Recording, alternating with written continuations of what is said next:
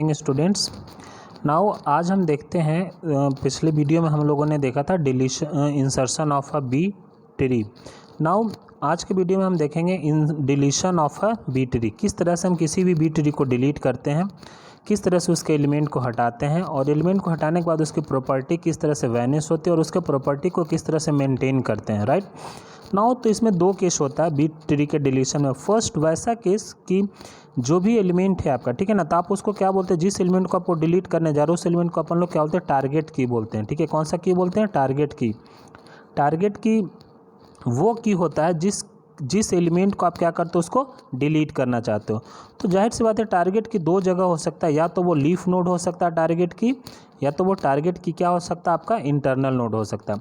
अगर आप किसी लीफ नोड को डिलीट करते हो तो लीफ नोड को डिलीट करने में ज़्यादा दिक्कत नहीं होती है, बट एक प्रॉब्लम ये आती है इसमें लीफ नोड को डिलीट करने में कि वो जो लीफ नोड है क्या वो मिनिमम प्रॉपर्टी को मेंटेन करता है कि नहीं। अगर मिनिमम प्रॉपर्टी को मेंटेन करता है then you have to delete that key element from that node, या तो फिर क्या करेंगे, उसकी मिनिमम प्रॉपर्टी को मेंटेन करने के लिए कुछ उपाय करेंगे। क्या उपाय करेंगे वो बाद में देखते हैं।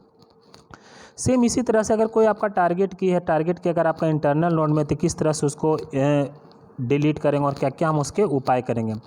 तो जब आपका सपोज करिए फर्स्ट पॉइंट आ जाता है इसमें लीफ नोड में, ठीक है ना, तो लीफ नोड में सपोज करिए कि जब कोई भी नोड की एलिमेंट आपका जो टारगेट की, ये टारगेट की अगर आपका लीफ नोड में है और अगर आप वहाँ से डिलीट करने जा रहे हो, तो सपोज करिए अगर वैसा लीफ नोड जो कंटेंट से more than minimum number of keys, तब तो आप उसको डिलीट करोगे तब कोई भी प्रॉब्लम्स नहीं होगी।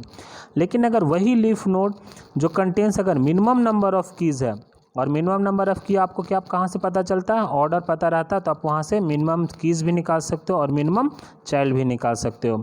तो सेकंड पॉइंट पे आप ध्यान से देखिएगा, अगर इस तरह से अगर आप कि कोई भी एलिमेंट अगर हो तो आप उसको वहाँ से डिलीट कर सकते हो, ठीक है ना।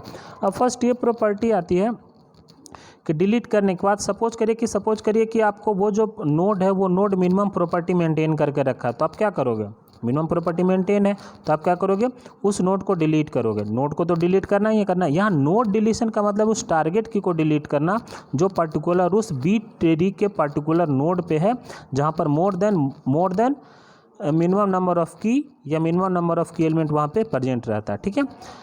तो अगर आपका वो एलिमेंट आप डिलीट करते हो तो सपोज करें कि कुछ वैसे नोड हैं जो बोरो होगा कहाँ से, फ्रॉम द लेफ्ट नोड से। ये रूल्स है, ठीक है। रूल्स क्या करता है कि अगर वैसे नोड जिसको डिलीट करने जा रहे हो और more than minimum number of की है तो सिंपल डिलीट हो जाएगा, कोई भी इशू नहीं होगा। लेकिन सपोज करिए वैसे नंबर ऑफ एलिमेंट्स जो कि कंटेंसी है मिनिमम नंबर ऑफ कीज़, तो अगर मिनिमम नंबर ऑफ को आप डिलीट करोगे तो जो नोड की प्रॉपर्टी होगी वो नोड की प्रॉपर्टी क्या हो जाएगी, वैनिश हो जाएगी। और वैनिश कैसे होगी, क्योंकि मिनिमम कीज़ का जो रूल्स होता है that is called ceiling value of m/2 - 1। तो ये क्या मिनिमम प्रॉपर्टी हमारे पास रहेगा, ये मिनिमम प्रॉपर्टी हमारे पास नहीं रहेगा।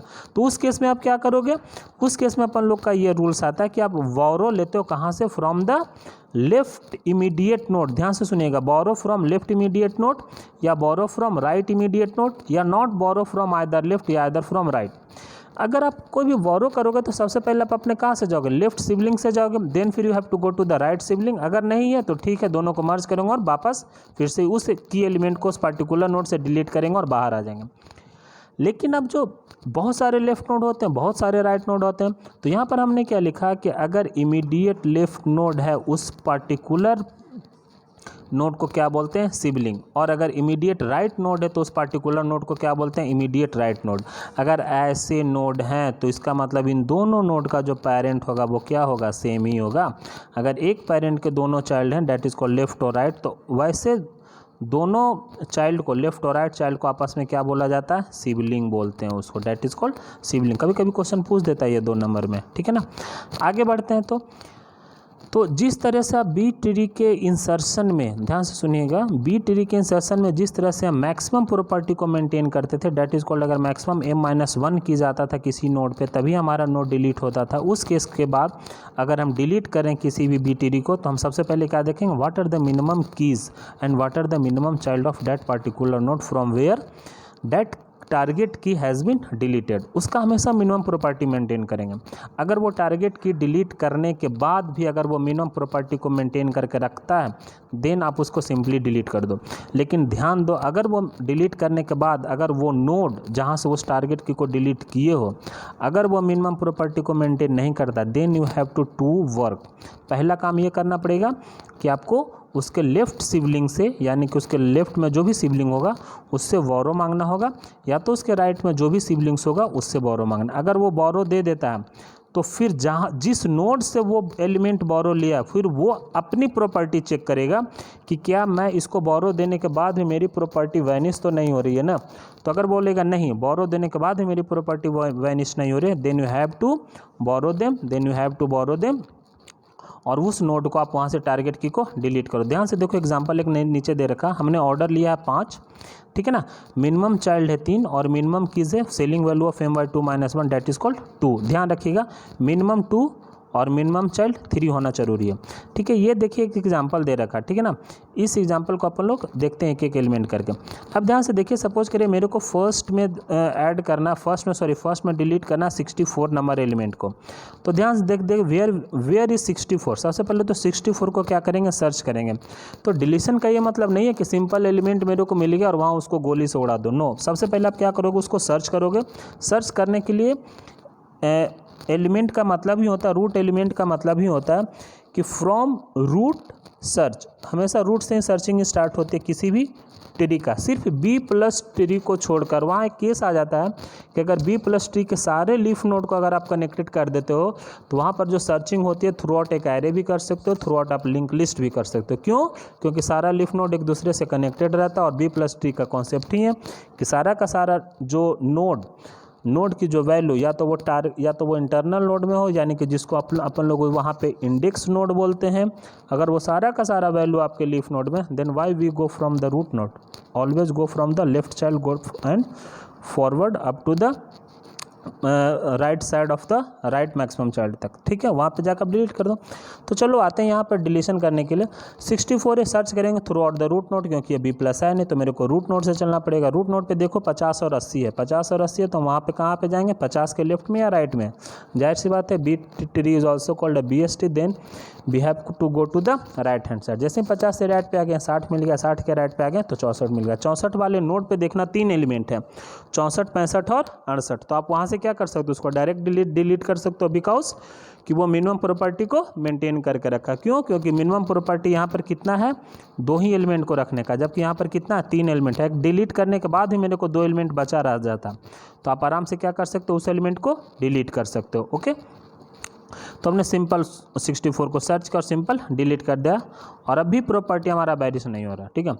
नाउ अब आते हैं, सपोज करो 64 के बाद अपन सपोज करो 23 डिलीट करते, तो वेयर वी गो, 23 यहाँ पर है। देखो ध्यान से 23 यहाँ पर है, तो 23 जब यहाँ पर डिलीट करोगे तो 2 काम होगा। एक काम ये होगा कि जैसे 23 आप डिलीट करोगे तो जहाँ से टारगेट की जिस नोड से डिलीट हो रहा है उस नोड की प्रॉपर्टी को चेक करो आफ्टर डिलीशन। देखो सेलिंग वैल्यू ऑफ m/2 - 1 को मेंटेन करके रखा है, नहीं, वो उसको मेंटेन करके नहीं रखा। जब उसको मेंटेन करके नहीं रखा तो अपन लोग क्या करेंगे, बोरो लेंगे फ्रॉम लेफ्ट हैंड साइड या फ्रॉम राइट हैंड साइड। तो क्या वो राइट हैंड साइड से कोई एलिमेंट एक भी चाइल्ड है, नहीं है, तो क्या करेगा, from the left hand side से ही बोरो लेगा।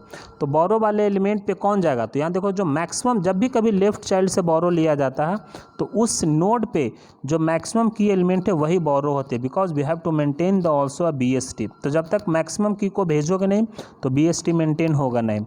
तो क्या करेंगे, 16 को यहाँ भेज दिए और 20 को हमने यहाँ भेज दिया, वही अपने काम किए।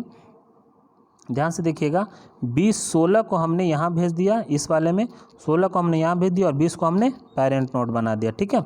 16 को यहाँ पेरेंट नोड बना दिया और 20 को यहाँ चाइल्ड नोड बना दिया। Now the all BST property and B tree property is also maintain, right. अब आते हैं, ये तो था लीफ नोड का। सपोज करो कि अब हमारा इंटरनल नोड अगर मैं डिलीट करता हूँ, ठीक है, ध्यान से सुनिएगा। अगर इंटरनल नोड की डिलीशन की बारी आती है तो 2 प्रॉपर्टी होती है, या तो internal node in order predecessor से चेंज होगा या तो इंटरनल नोड हमारा इन ऑर्डर सक्सेसर से चेंज होगा। अगर ये दोनों इन ऑर्डर प्रीडिसेसर और इन ऑर्डर सक्सेसर से अगर चेंज नहीं हो पाता है, क्यों? क्योंकि दोनों नोड की जो प्रॉपर्टी है अगर मिनिमम रहती है, उस केस में हम लोग क्या करते हैं, दोनों नोड को मर्ज कर देते हैं।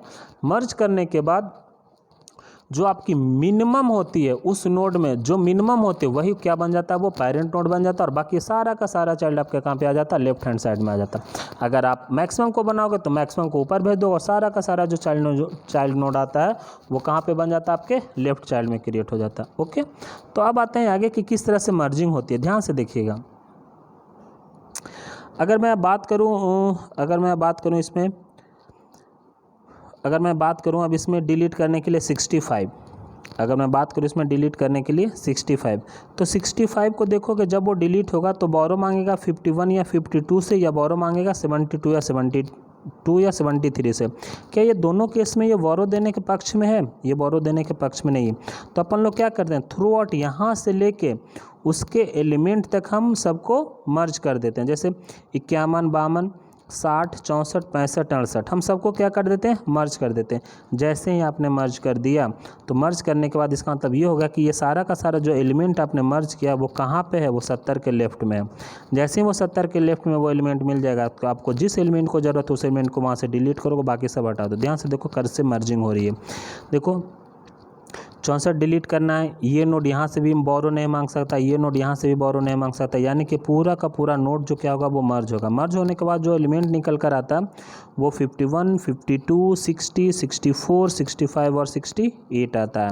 तो अब कैसे इसको डिलीट करेंगे, जाहिर सी बात है कैसे इसको डिलीट करूँ, तो 65 यहाँ पे डिलीट कर दो, 70 तो पेरेंट नोड है ही, बाकी जितने भी सारे लेफ्ट नोड बन गए वो सारे के सारे उसको आप लेफ्ट नोड में आप उसको ऐड कर दो। Then this one is the merging node. और अगर मर्ज नोड नहीं आता तो आप क्या करोगे, उसके इन ऑर्डर प्रीडिसेसर, ध्यान से सुनो, या तो इन ऑर्डर प्रीडिसेसर या तो फिर इन ऑर्डर सक्सेसर में उस नोड को क्या करो, आप उसको ऐड करते चले जाओ और सारा का सारा नोड आप एक एक करके डिलीट करते जाओ। तो this is the deletion of the B tree node. ध्यान से देखिए, डिलीशन कुछ करने की ज़रूरत नहीं है, प्रॉपर्टी हमेशा मेंटेन करके रखना है आपको, ये मिनिमम चाइल्ड वाला और ये मिनिमम कीज वाला। और इंसर्शन के टाइम पे कौन सा प्रॉपर्टी देखते हैं, मैक्सिमम चाइल्ड वाला और ये मैक्सिमम कीज वाला। Okay, thank you.